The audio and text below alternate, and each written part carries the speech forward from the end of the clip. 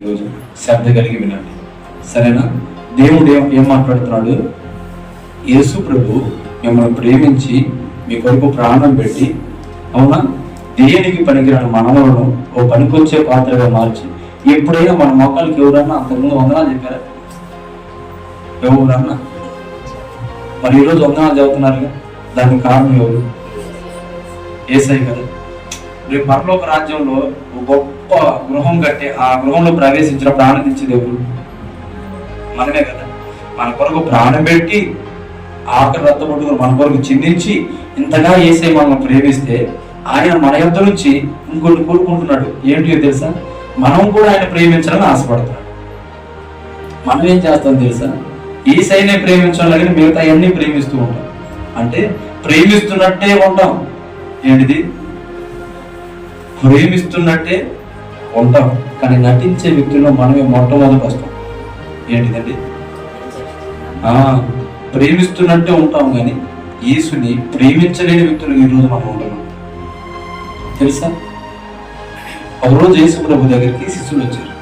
వస్తే సీమోనుతో అంటాడు, సీమోను, నువ్వు నన్ను ప్రేమిస్తున్నావా అన్నాడు. మీకు తెలుసా సందర్భం? సీమోను, నువ్వు నన్ను ప్రేమిస్తున్నావంటే, అయ్యా ప్రేమిస్తున్నాను అయ్యా అంటాడు. మళ్ళీ ఇంకో మాట అడుగుతాడు, ఏమని? ప్రేమిస్తున్నావా అంటాడు. మళ్ళీ ఇంకో మాట అడుగుతాడు, ఏమని? అదే యేసు ప్రభు ఈరోజు నిన్ను నన్ను అడుగుతున్నాడు, మనల్ని అడుగుతున్నాడు, మీరు నన్ను ప్రేమిస్తున్నారా? ఏంటి? మీరు నన్ను ప్రేమిస్తున్నారా? ఈ సమాధానం ఏంటి అన్నాడు. ఇది అందరి నాకు వస్తా చూడండి. ఏమంటున్నాడు? నేను మీ కొరకు ఒక వ్యక్తిని నిలిచిపెట్టాను, ఆ వ్యక్తి పేరు మోసే. ఆ వ్యక్తి నా ఆజ్ఞలు మీకు బయలుపరుస్తాడు. అయితే ఆజ్ఞలు విని మీరు వాటి ప్రకారం నడుచుకోండి. అప్పుడు మీరు ఏమవుతారు? నన్ను ప్రేమించిన వాళ్ళే అవుతారు. ఎప్పుడు అంటే పూర్ణ మనసుతో, పూర్ణ బలముతో, పూర్ణ ఆత్మతో నన్ను సేవించాలి, నన్ను ప్రేమించాలి. అవునా? ఏమంటున్నాడు?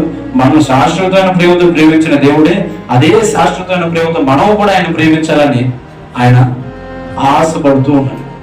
అందుకే భక్తుడు అన్నాడు, నా పూర్ణ మనసుతో ఆరాధింతు, నా పూర్ణ బలముతో.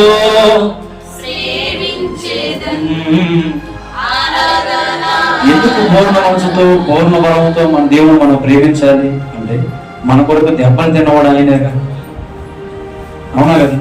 ఆయన సుగుణాల సంపన్నుడైన దేవుడు, కానీ మనము ప్రేమించి సుగుణాలైన సొగసైనను లేని వాడిగా చేయమంటాడు. ఆ పాలుగల దేహం పైన పాపాత్ములు కొరడాలేను. నాట్యమాడినాయి నడివీధిన నిలిపాయి, నోరు తెరువలేదాయి ప్రేమ, బదులు పలుకలేదాయి ప్రేమ, నోరు తెరువలేదాయి ప్రేమ, బదులు పలుకలేదాయి ప్రేమ.